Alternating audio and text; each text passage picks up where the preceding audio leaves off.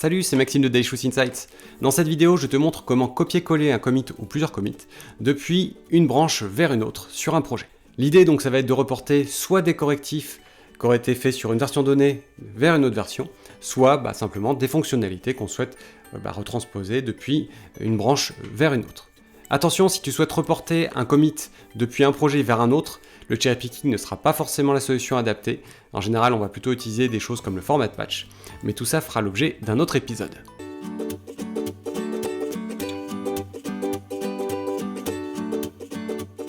Pour cette copie, on va utiliser la commande cherry pick.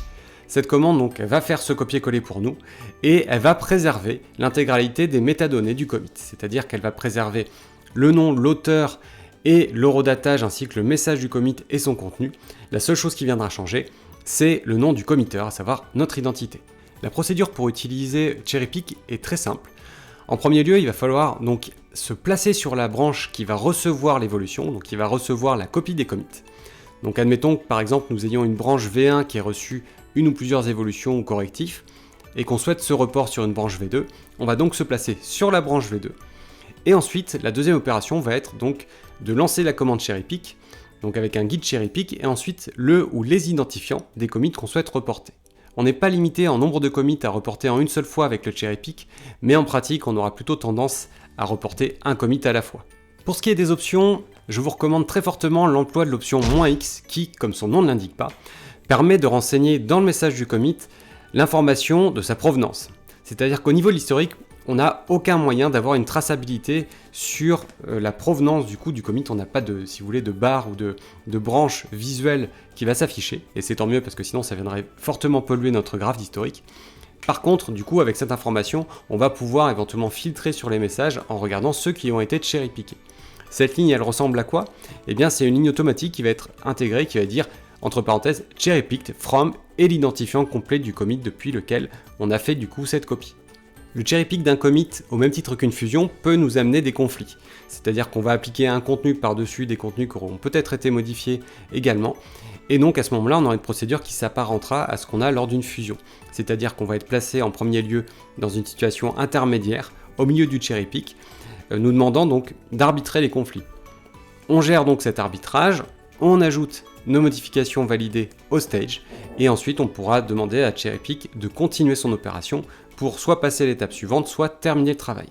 Prenons l'exemple d'un projet où on a deux branches de production, V1 et V2, et sur la branche V2, on constate qu'on a deux commits qui corrigent un problème de copyright. Ces deux commits, on va donc vouloir les reporter sur la branche V1, et pour ça on a deux solutions, soit les reporter un petit peu brutalement sur la branche V1, mais en général ce qu'on va préférer faire, c'est créer une branche de report, partant justement de l'étiquette à jour de V1. Donc pour ça on va faire un git switch -create, donc du nom de la branche, par exemple backport fix copyright, et on lui dit de partir de l'état actuel de V1.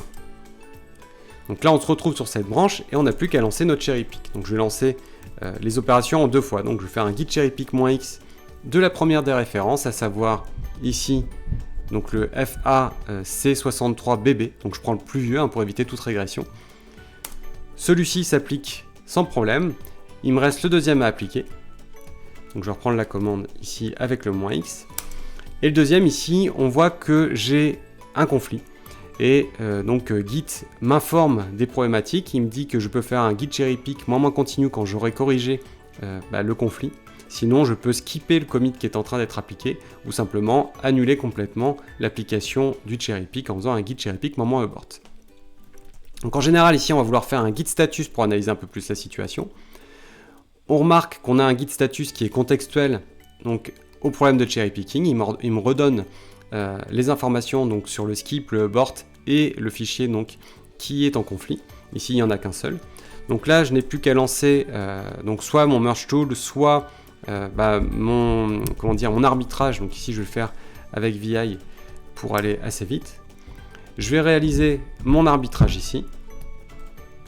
Donc je vais garder un mix des deux. Voilà, ici, je vais garder ça et je vais retirer celui-ci. Donc je réalise mon arbitrage, j'ajoute le fichier au stage, je revérifie avec un git status pour voir où j'en suis. On voit que le git status a détecté que j'avais résolu les problèmes. Donc je n'ai plus qu'à faire un git cherry pick -continue pour terminer l'opération. Il m'ouvre donc dans mon éditeur le message du commit qu'il est en train de finaliser. Et dans ce message de commit, on constate l'action de cette option -x qui a rajouté donc la dernière ligne cherry picked from commit et l'identifiant du commit initial. Je n'ai alors plus qu'à enregistrer et à fermer, auquel cas Git va redonner la main donc à mon terminal et le terminal va m'informer du coup que l'opération s'est bien terminée et que mes commits sont bien appliqués. Je peux faire une dernière vérification avec mon log et donc on voit sur la version 1 qu'on a eu donc une nouvelle branche backport-fix copyright avec les deux commits appliqués.